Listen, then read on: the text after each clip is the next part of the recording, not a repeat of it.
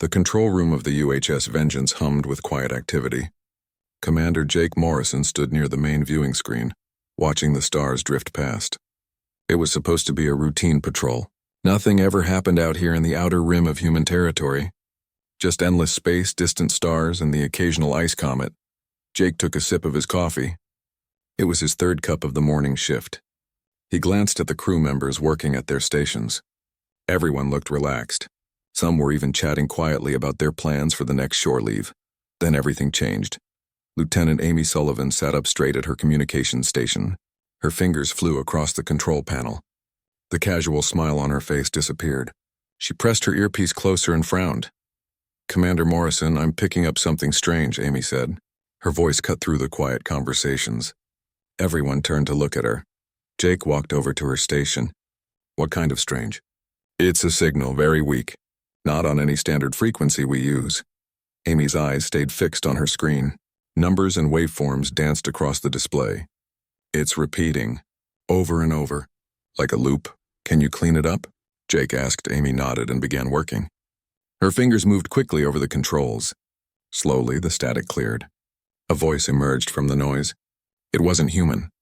The sounds were high-pitched, almost musical, but there was panic in them. "Anyone could hear that. It's a distress call," Amy said quietly. "I need a few minutes to run it through the translation matrix." Jake tapped the communication button on the wall. "Captain Harper to the bridge. We have a situation." Within minutes, Captain Nicole Harper arrived. She was a tall woman with sharp eyes that missed nothing. She had commanded the Vengeance for 3 years and earned the respect of every crew member. She walked straight to Amy's station. "Report," Nicole said. "Unknown distress signal, Captain. I've just finished translating it." Amy pressed a button. The alien voice played again, but this time, a computer-generated human voice spoke over it. "This is the trading convoy of the Rixian Collective. We are under attack. Multiple hostile vessels. Our shields are failing. We have civilians on board. Please, anyone who receives this, we need immediate assistance. Transmitting coordinates," the message ended. Then it started again from the beginning, over and over. Nicole stared at the screen. "How far away are they?" Lieutenant Commander Greg Manning checked his tactical display. He was responsible for all weapons and defense systems on the ship. "About 4 hours away at maximum speed, Captain. Maybe 3.5 if we push the engines hard." "Who are the Rixians?" Nicole asked. "Unknown, Captain," Greg replied. "Not in our database. We've never encountered them before." Jake pulled up a star chart. "These coordinates are outside our territory." "Actually, they're pretty far outside. We'd be going into unclaimed space." Nicole crossed her arms and thought. The rules were clear. Human ships were supposed to stay within their designated patrol zones. Going outside meant potential political problems. But someone was dying out there. Someone was calling for help. "Amy, is there any other traffic on that frequency? Any other ships responding?"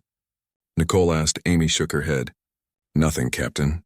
As far as I can tell, we're the only ones who heard this." "That's odd," Jake said. "A distress call should be broadcasting on emergency frequencies. Other ships should have picked it up." "Maybe it's a trap," Greg suggested. "Pirates sometimes fake distress calls to lure in rescue ships." Nicole considered this. It was possible, but something about the message felt genuine. The fear in that alien voice seemed real. "How many people do we have on board?"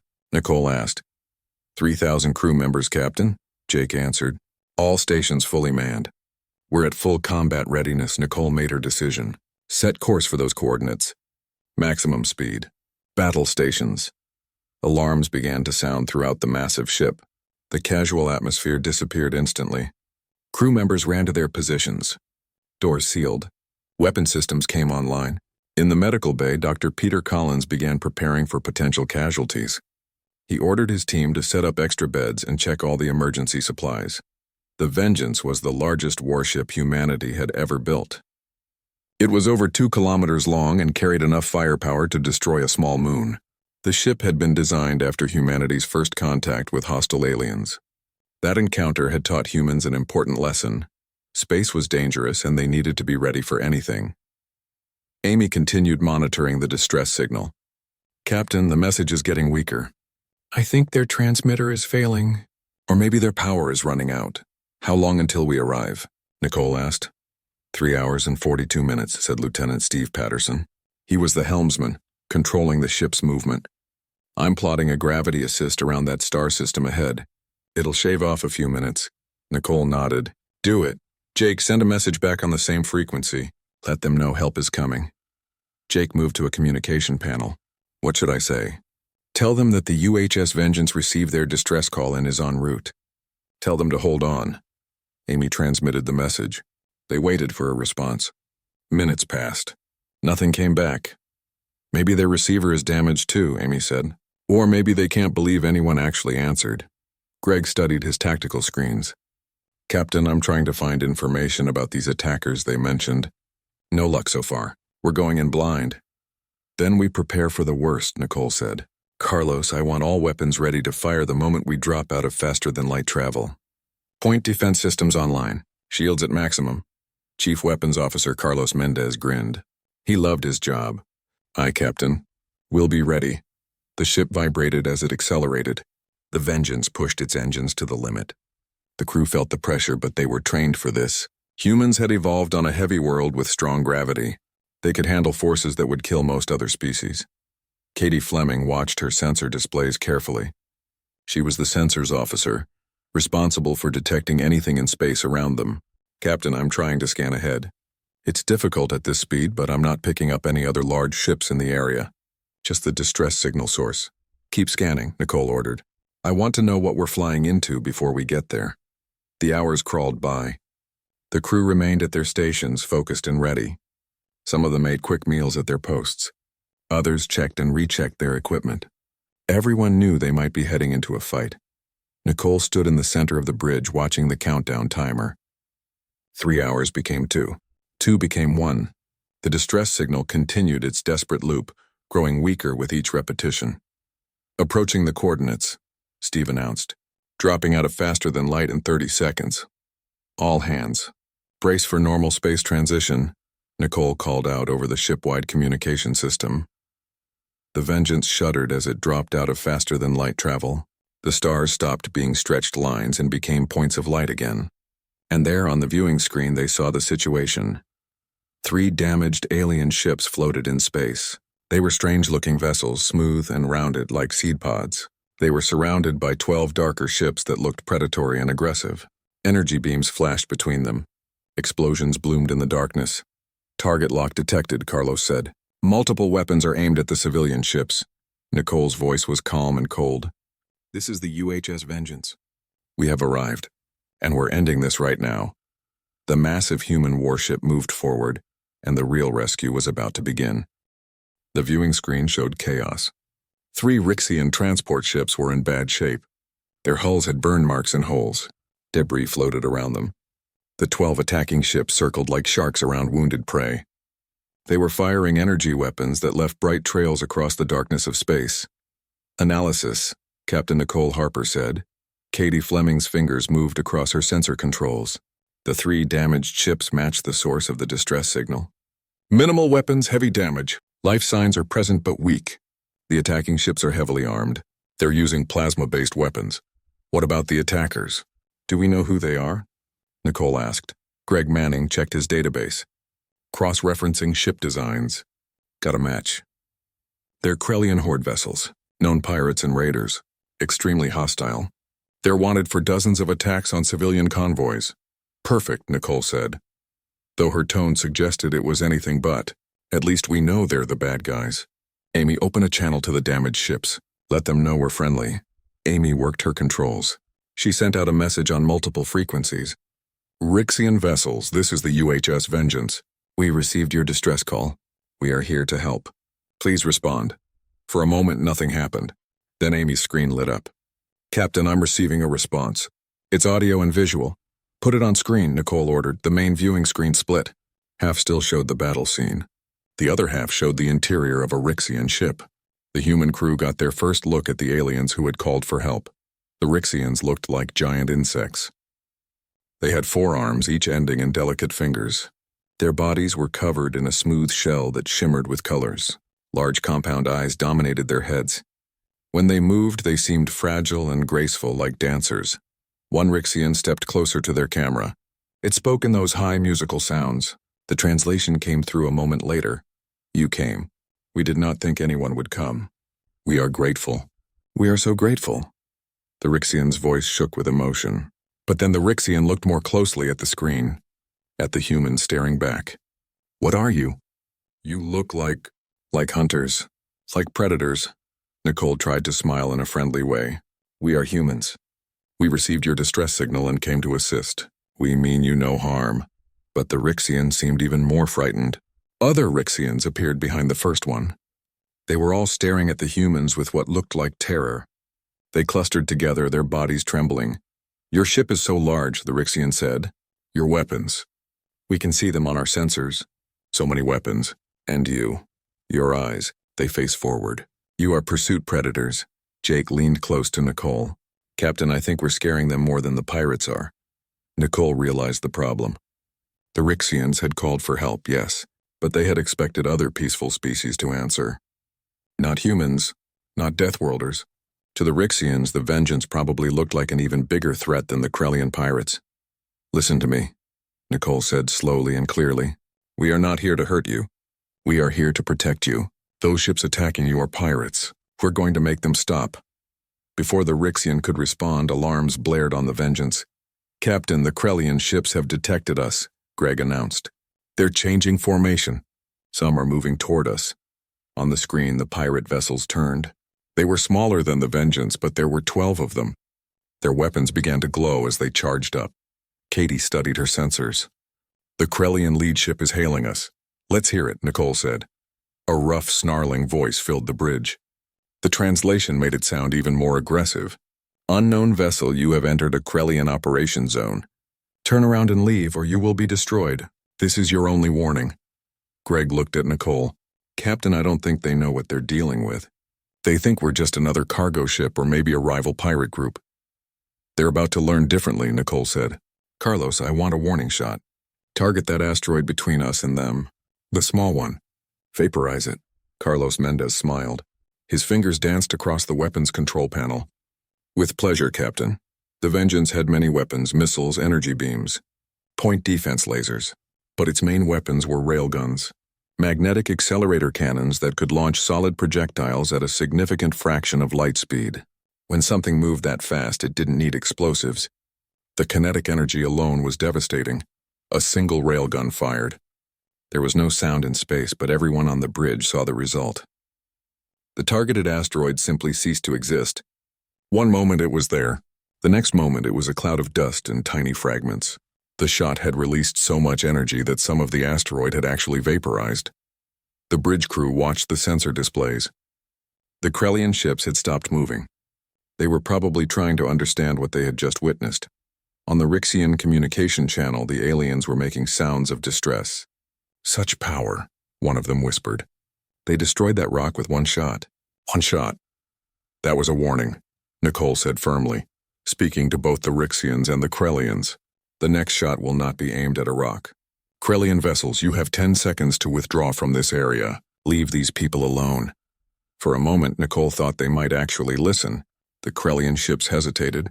Their formation wavered. Then their lead ship fired. A plasma torpedo streaked toward the Vengeance.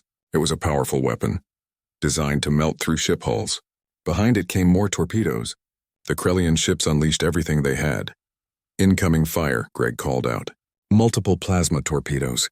Energy beams tracking us. Evasive action, Nicole ordered. But Steve Patterson shook his head. Captain, we don't need to dodge. Our shields can handle this easily. He was right. The plasma torpedoes hit the Vengeance's shields and splashed harmlessly away. The energy beams left small scorch marks on the hull. Nothing more. The human ship had been designed to travel through space at high speeds. It regularly got hit by dust particles traveling at relativistic velocities. Compared to that, the Krellian weapons were like raindrops hitting a tank. They attacked us, Nicole said. Her voice was hard now. They had their chance to leave. Greg, tactical assessment. How do we disable those ships without killing everyone on board? Greg studied his screens. Target their engines and weapon systems. Precision strikes. We can cripple them without destroying them completely. Do it. Carlos, fire at will. All weapons free. The Vengeance responded like a predator that had been poked too many times. Its weapon systems came fully online. Point defense lasers swatted the incoming plasma torpedoes out of space like insects. The main railguns fired again. But this time they aimed at the Krellian ships. Tungsten rounds traveling at enormous speed smashed into 3 Krellian vessels. Their shields collapsed instantly. Their engines exploded. The ships went dark and began drifting. The Krellians realized their mistake. They tried to scatter. They tried to run. But the vengeance was faster. "Pursuing," Steve said. He pushed the engines hard. The ship accelerated at a rate that would have turned most organic beings into paste. But humans had evolved under heavy gravity. Their bodies could take it. The crew grimaced and held on as the G-forces pressed them into their seats. More railgun shots. More Krellian ships disabled. It wasn't even a fair fight. It was like watching a wolf chase rabbits. On the Rixian communication channel, the aliens watched in stunned silence. They had called for help. Help had arrived, but it came in a form they never expected. These humans, these deathworlders, were fighting with a casual efficiency that terrified them. Within minutes, 11 Krellian ships were either destroyed or fleeing into deep space. One remained badly damaged but intact. "Hold fire," Nicole ordered. "I want that last ship boarded. I want to know why they were attacking a civilian convoy." The Rixian on the screen spoke hesitantly. "You saved us, but we do not understand. Why did you come? What do you want from us?" Nicole looked at the frightened alien and tried to make her expression gentle. "We want nothing. You called for help." "We answered. That's all." The Rixian's eyes widened. It looked at the other Rixians behind it. They seemed just as confused as it was. "No one just helps," the Rixian said, "not without wanting something in return." Nicole felt sad hearing that. What kind of galaxy were they living in, where helping someone in danger was considered strange? "Well," Nicole said, "humans do. Now our medical team is going to come over to your ships. Let us help your wounded. Then we can talk about what happens next." The Rixian hesitated, then nodded slowly. "Very well. But please, tell your people to move slowly. You are very frightening to us." Nicole understood. To the Rixians, humans must look like the worst kind of predators. Big, strong, aggressive, and armed with terrifying weapons. But maybe with time, the Rixians would learn that humans could be gentle too. "We'll be careful," Nicole promised. "Jake, get the boarding team ready. We have pirates to question." Marine Commander Frank Anderson stood in the docking bay with his team. 20 Marines, all wearing powered armor that made them look even bigger and more dangerous than they already were. The armor was dark gray, covered with equipment pouches and weapon mounts. Each Marine carried rifles that could punch through steel walls. "Remember," Frank said to his team, "these pirates are probably scared right now. They just watched us destroy most of their fleet. But scared enemies can be unpredictable. Stay sharp, stay together, and nobody fires unless I give the order." The Marines nodded. They boarded the transport shuttle that would take them to the damaged Krellian ship. The shuttle detached from the Vengeance and crossed the distance in less than a minute. The Krellian ship had a huge hole in its side where a railgun round had torn through. The shuttle attached to an intact airlock. Frank checked his suit's sensors.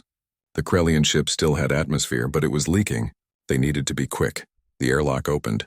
Frank and his Marines entered the Krellian vessel. The interior was dark. Emergency lights flickered. Somewhere, something was making a hissing sound. Probably an air leak spread out. "Standard search pattern," Frank ordered. The Marines moved through the ship. Their armor had lights that cut through the darkness. They passed through corridors that seemed designed for creatures larger than humans. Everything smelled of burnt metal and something else. Something organic and unpleasant. They found the first Krellians in what looked like a command center. There were 5 of them. They were big, easily twice the size of a human, with reptilian features and thick scales. But they were wounded and weak. When they saw the human Marines, they immediately dropped their weapons and raised their clawed hands. "Don't shoot," one Krellian said in broken English. "We surrender. Please don't kill us." Frank kept his rifle pointed at them but didn't fire. "On the ground. All of you. Hands where I can see them." The Krellians obeyed quickly. They seemed terrified. Frank signaled 2 Marines to secure the prisoners while he continued searching the ship. They found more Krellians. All of them surrendered immediately. None of them wanted to fight. They had seen what human weapons could do to their ships. They knew fighting was suicide. But then Frank's team found something else. In what looked like a cargo hold, they discovered a large containment area. Inside were dozens of small cells, and in those cells were Rixians. The delicate insect-like aliens were huddled together, shaking with fear. "Commander Anderson to Captain Harper." Frank said into his communication device. "You need to see this." Back on the Vengeance, Nicole listened to Frank's report with growing anger. She had suspected the Krellian pirates were after cargo. But this was worse. Much worse. They were taking the Rixians themselves, Frank said. His voice was hard. This wasn't a robbery. This was a slaving operation. The bridge went quiet. Every human crew member felt the same cold fury. Slavery was one of humanity's darkest chapters.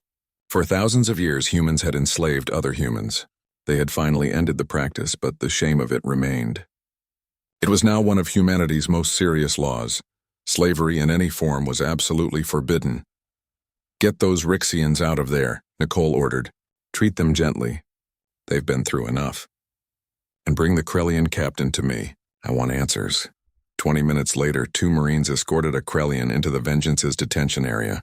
The Krellian was big, maybe 2.5 meters tall with dark green scales and yellow eyes. But despite the size, the alien looked frightened. Nicole stood on the other side of a force field. She stared at the Krellian captain with cold eyes. Jake stood beside her, along with Greg and Amy. "You were taking them to sell," Nicole said. It wasn't a question. The Krellian captain looked at the floor. "Yes, there are markets. Places where delicate species fetch high prices. The Rixians are particularly valuable. They're smart, skilled with technology, and they don't resist much." "Who were you selling them to?" Greg asked. "A syndicate that operates in the outer sectors. They supply workers to mining colonies, research stations, places that need cheap labor." Nicole felt sick. "Workers? You mean slaves?" The Krellian looked confused. "Is there a difference?" That answer told Nicole everything she needed to know about the Krellian horde. They didn't even understand why slavery was wrong. To them it was just business. "Yes," Nicole said quietly. "There's a difference. A huge difference. And you're going to learn about it while you sit in a human prison for the rest of your life." The Krellian's eyes widened. "Prison for how long?" "Slavery carries a life sentence under human law," Jake said. "No parole, no early release." "But we're not human," the Krellian protested. "Your laws don't apply to us. You attacked a ship under human protection. That makes it our business," Nicole said. "Take him back to his cell. Make sure he's comfortable. We treat our prisoners with dignity, even when they don't deserve it." The Marines escorted the Krellian away. Nicole turned to Amy. "Contact the Rixian ships. I need to speak with whoever is in charge." Minutes later, Amy established a connection. The main viewing screen showed the interior of a Rixian vessel. An older Rixian appeared. This one had lighter-colored shells and moved with careful dignity. The translator identified the alien as an elder and diplomat. The name came through as Harmonious Sky.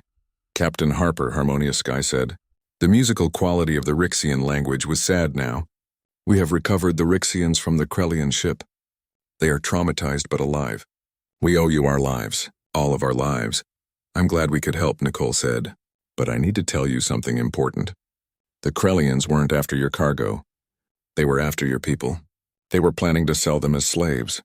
Harmonious Sky went very still. The other Rixians around the elder made sounds of distress. "Slaves? But that practice is forbidden by the Galactic Coalition." "Forbidden but not enforced, apparently," Greg said. Harmonious Sky looked even more upset. "This is terrible, horrible, but it explains much. This is the 3rd convoy we have lost this year. We thought they wanted our trade goods. We never imagined they wanted us." Nicole leaned forward. "You need to understand something. The Krellian horde is going to be angry about this. We destroyed or captured most of their raiding party. They might come back with more ships. Your people are in danger. What can we do?" Harmonious Sky asked. "We are not warriors. We have no weapons. Our ships are designed for trade, not combat. We are helpless against such violence." "You don't have to be," Nicole said. "Humans can help. We can establish a defense agreement, station some of our ships in your territory, train your security forces, show you how to defend yourselves." Harmonious Sky looked uncertain. "What would you want in return?" "Friendship," Nicole said simply. "An alliance. We help you, you help us. Trade, cultural exchange, cooperation. That's how humanity builds relationships." The Rixian elder seemed amazed by this. "You would protect us just for friendship? Not for territory or resources or control?" "That's right," Jake said. "Humans believe that strong people should protect those who can't protect themselves. It's part of our moral code." Harmonious Sky turned to the other Rixians and they had a rapid conversation in their own language. Even without translation, it was clear they were debating intensely. Finally, the elder turned back to the screen. This is a decision that must be made by our ruling council. We must return home and present this offer to them. But Captain Harper, I must ask why. Why did you come when we called? Why risk your ship and your people for strangers? Nicole thought about how to answer. She remembered something her grandfather had told her when she was young. He had been in the Earth military during the last great human war. He had seen the worst of what humans could do to each other. But he had also seen humans saving strangers, helping enemies, showing mercy when they didn't have to. Because you needed help, Nicole said. And because if we only help people we know, if we only protect our own, then we're no better than the pirates. Someone has to stand up for those who can't stand up for themselves. Someone has to say that taking people as slaves is wrong. Someone has to fight for what's right even when it's difficult. Harmonious Sky was quiet for a long moment. You are very strange, Captain Harper.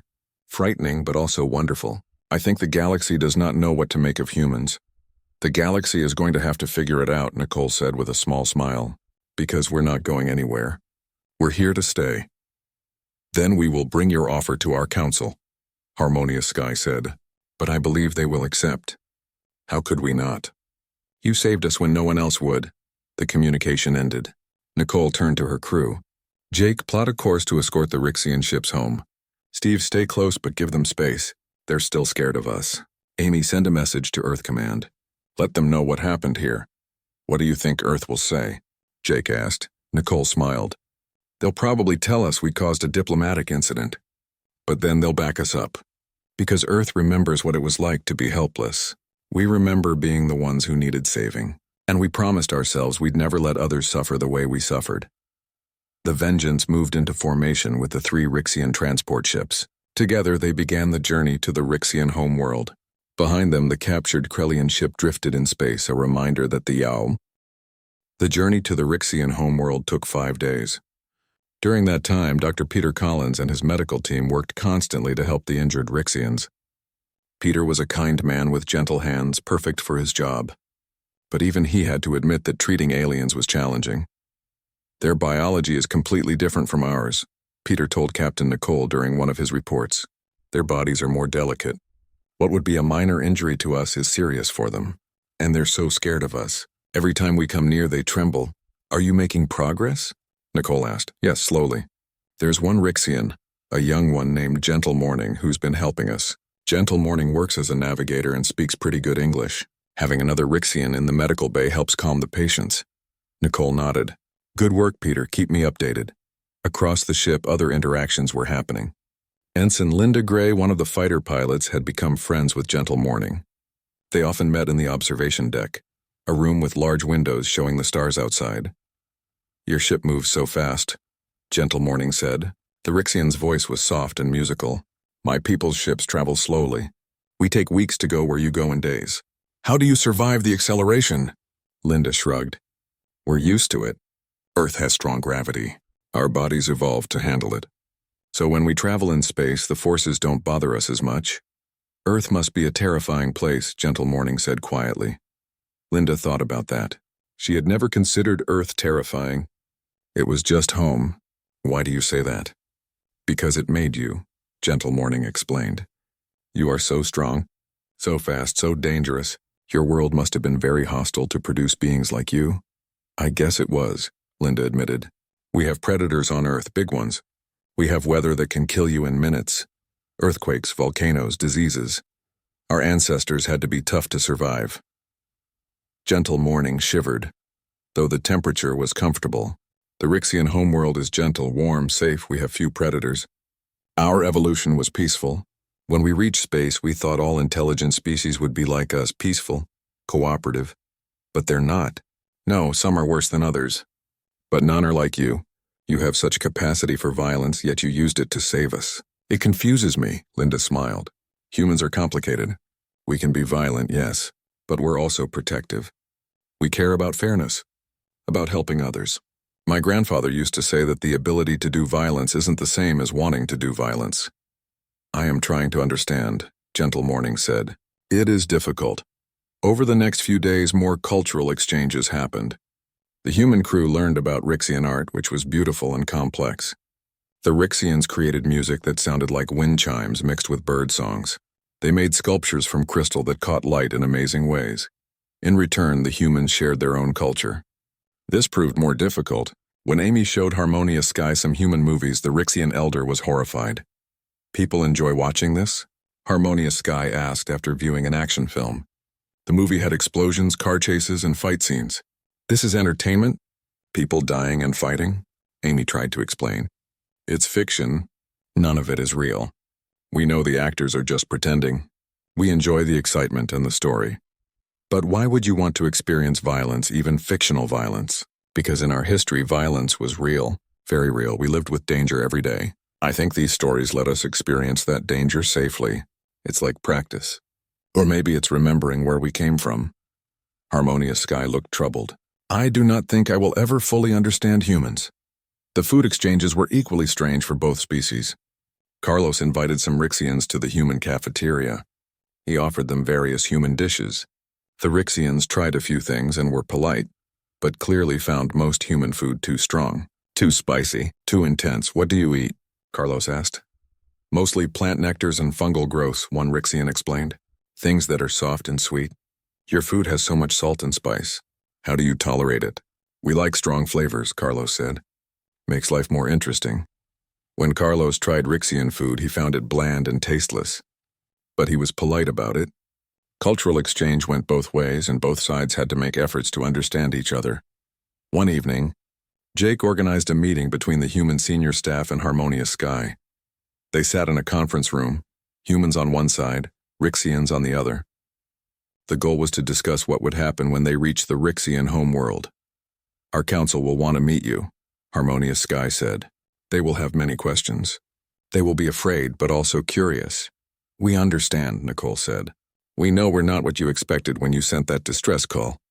"No, you are not," Harmonious Sky agreed. "Can I ask a personal question, Captain Harper?" "Of course. Are all human worlds like Earth? All dangerous and violent?" Nicole shook her head. "Earth is the only world humans evolved on. But we've colonized other planets now. Some are actually more dangerous than Earth. Some are less dangerous. But all human colonies have one thing in common. We choose to live on worlds that other species consider too hostile." "Why?" Harmonious Sky asked. "Why not choose safe, gentle worlds?" "Because we can handle the difficult worlds," Greg said. "And that leaves the gentle worlds for species like yours." "It makes sense. Each species lives where they're best suited." Harmonious Sky considered this. "That is very practical. But it also means humans will always be seen as deathworlders. As dangerous." "Maybe," Nicole said. "But dangerous doesn't mean evil. A guard dog is dangerous, but you trust it to protect your home. Humans can be that kind of dangerous. Dangerous to enemies, safe for friends." "I am beginning to understand this," Harmonious Sky said. "But I must tell you something. When we reach my homeworld, there will be fear. Great fear. Your ship is enormous. Your weapons are terrifying. My people will see you as a threat. What can we do to help?" Amy asked. "Be patient. Move slowly. Speak softly. Let us get used to you gradually. And perhaps do not bring your weapons when you come to meet the council." Jake frowned. "That could be a security risk." "I understand," Harmonious Sky said. "But you must understand too. If you arrive in powered armor carrying weapons, my people will panic. Some might even try to fight, though it would be hopeless. We need to show them that you are friends, not conquerors." Nicole thought about this carefully. It went against all military training to enter an unknown situation unarmed. But she also understood the Rixian perspective. If a species of dangerous predators showed up at Earth with weapons, humans would probably shoot first and ask questions later. "All right," Nicole decided. "When we meet your council, we'll come unarmed. Just our normal uniforms. No weapons, no armor. We'll show them we trust them." Harmonious Sky looked relieved. "Thank you, Captain. This will help very much." The meeting ended, but Linda stayed behind with gentle mourning. The young Rixian seemed worried. "What's wrong?" Linda asked. "I am afraid of what will happen," Gentle Mourning said quietly. "My people are not ready for this, for you. Humans are going to change everything in our society. Nothing will be the same. Is that bad?" Linda asked. "I do not know. Change is frightening. But you saved us, and I think maybe we need to change. We have been weak for too long. hiding, hoping the dangerous species would leave us alone, but they do not. The Krellians proved that. Humans can teach you to defend yourselves, Linda said. Not to be warriors like us, but to at least stand up for yourselves. That is what frightens me, Gentle Morning said. What if we become too much like you? What if we lose who we are? Linda put a gentle hand on the Rixian's shoulder. Gentle Morning flinched at first, then relaxed. It was progress. You won't lose who you are, Linda said. Being strong doesn't mean being violent. Being able to defend yourself doesn't mean you have to attack others. Humans learned that the hard way. We can teach you the lessons we learned so you don't have to make the same mistakes. Gentle Morning looked up at Linda with those large, compound eyes. I hope you are right. I hope humans truly are the friends you claim to be. We are, Linda promised. You'll see. On the bridge, Katie Fleming looked at her sensors and made an announcement. Captain, we're approaching the Rixian home system. We'll be there in 4 hours. Nicole took a deep breath. The easy part was over. They had fought the battle and won. Now came the hard part, convincing an entire civilization of peaceful aliens that humans could be trusted. All right, everyone, Nicole said. Let's make a good first impression. The future of human-Rixian relations depends on what happens next. The Rixian homeworld was beautiful. It hung in space like a blue and green jewel, with wispy white clouds swirling across its surface. The planet had 3 small moons and was surrounded by orbital stations that looked like flowers made of metal and crystal. It's lovely, Amy said from her station. So different from Earth. Katie studied her sensors, reading multiple space stations. Lots of traffic. Ships coming and going. This is a busy system. They're hailing us, Amy reported. Audio only. They sound nervous. Put them through, Nicole ordered. A Rixian voice filled the bridge. Unknown vessel, this is Rixian system control. Please identify yourself and state your purpose. You are very large. Very well armed. We ask that you maintain your current position until we can verify your intentions. Nicole nodded to Amy. This is Captain Nicole Harper of the UHS Vengeance. We are escorting 3 of your transport ships home. They were attacked by pirates. We provided assistance. There was a long pause. Then the Rixian controller spoke again, and this time the voice was shaking. You are the ones who answered the distress call. The humans. The Deathworlders. We have heard reports. We did not think they were true. Harmonious Sky's voice came through from one of the transport ships. Control, this is Elder Harmonious Sky aboard Transport Morning Light. Everything the human captain says is true. They saved us. They destroyed the Krellian horde ships that attacked us. Without them, we would all be slaves now. Another long pause. Elder Harmonious Sky, welcome home. The council has been notified. They wish to meet with the human captain immediately. Tell them we'll send a shuttle down, Nicole said. A small one. We don't want to cause panic. Within the hour, a small human shuttle detached from the Vengeance. Nicole was aboard along with Jake, Amy, and Greg. They wore their formal uniforms, but no weapons or armor as promised. Harmonious Sky traveled with them to help with introductions. The shuttle descended through the atmosphere. Through the windows, they could see the Rixian cities. The buildings were organic-looking, with curved walls and gardens everywhere. Everything looked gentle and peaceful. No fortifications, no defensive structures. It was a world that had never known war. It's beautiful, Nicole said quietly, but also vulnerable. Yes, Harmonious Sky agreed. We have lived here for thousands of generations. We have never needed weapons or walls, but now I wonder if that was wise. They landed at what appeared to be a government complex. The buildings were tall and elegant, covered in climbing plants with colorful flowers. A crowd of Rixians waited at a safe distance, watching the human shuttle with obvious fear and curiosity. The shuttle doors opened. Nicole stepped out first, followed by her crew. She walked slowly and carefully, trying not to make any sudden movements. She could hear the Rixians making nervous sounds. A group of elder Rixians approached. These ones wore elaborate decorations on their shells, marking them as important officials. The one in the center was the largest, with shell colors that shimmered like oil on water. I am Council Leader Peaceful Dawn, the Rixian said through a translator device. On behalf of all Rixians, I welcome you to our world. And I thank you for saving our people. Nicole bowed her head respectfully. It was our honor to help. No one should have to face pirates and slavers alone. Peaceful Dawn studied Nicole carefully. You are smaller than I expected. But I can see the strength in you. In all of you, your eyes. Your movements. You are predators. Yet you save prey. This is difficult to understand. Humans are complicated, Nicole said.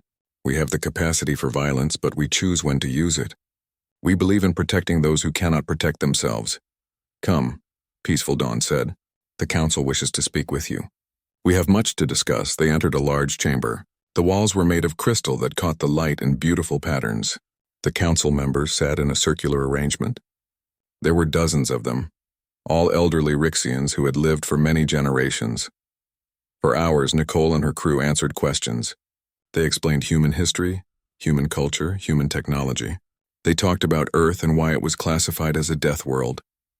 They explained humanity's rules about slavery and why they had intervened. Some council members were interested.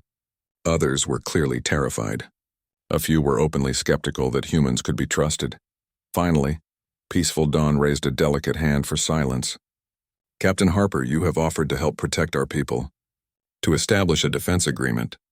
But we must ask, what would you want in return? Trade agreements, Nicole said. Cultural exchange, scientific cooperation, and friendship. Nothing more. But you are so much stronger than us, one council member said.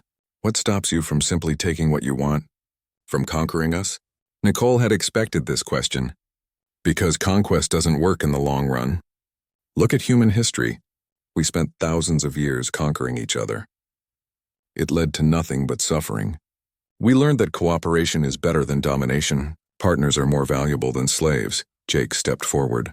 Besides, what would we gain from conquering you? We don't need your resources. We have plenty of our own. We don't need your territory. Space is big enough for everyone. What we need are allies, friends, trading partners.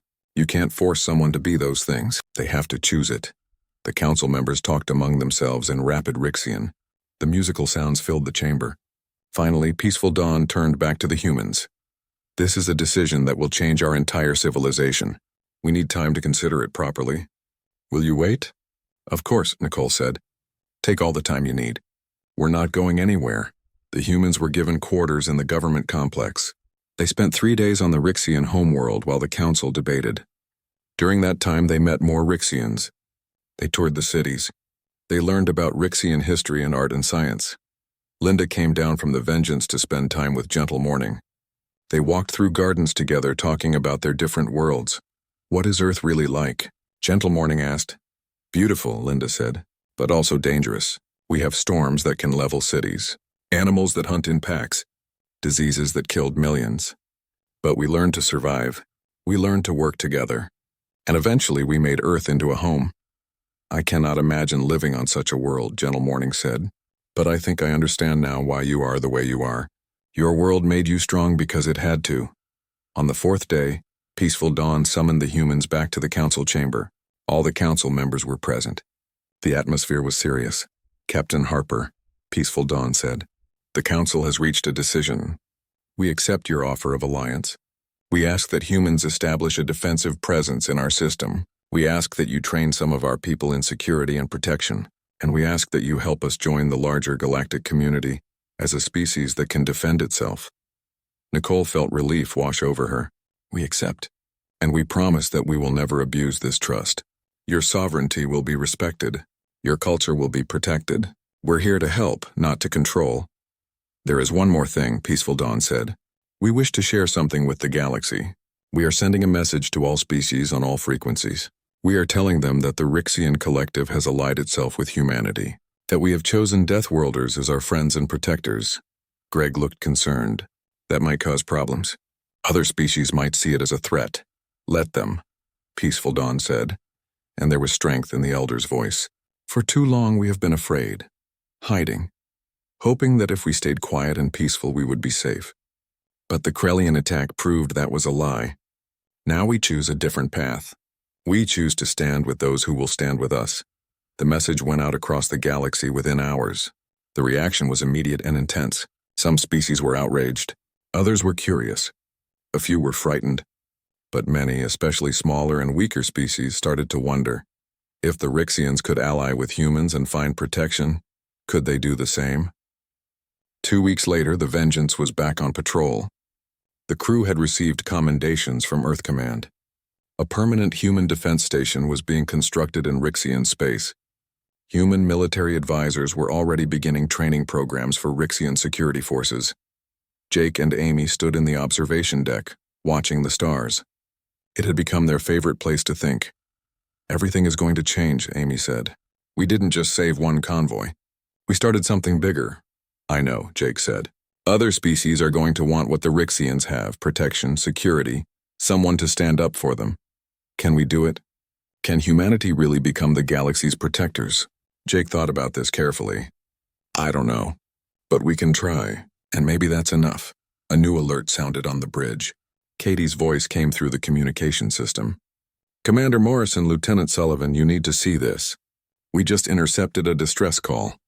Different species this time. They're calling for help." Jake and Amy looked at each other. They both smiled. "Here we go again," Amy said. They headed for the bridge. The Vengeance changed course, accelerating toward another emergency. Another species that needed help. Another chance for humanity to prove that being strong didn't mean being cruel, and that Deathworlders could be defenders instead of conquerors. The galaxy was learning a new lesson. When you called for help, when you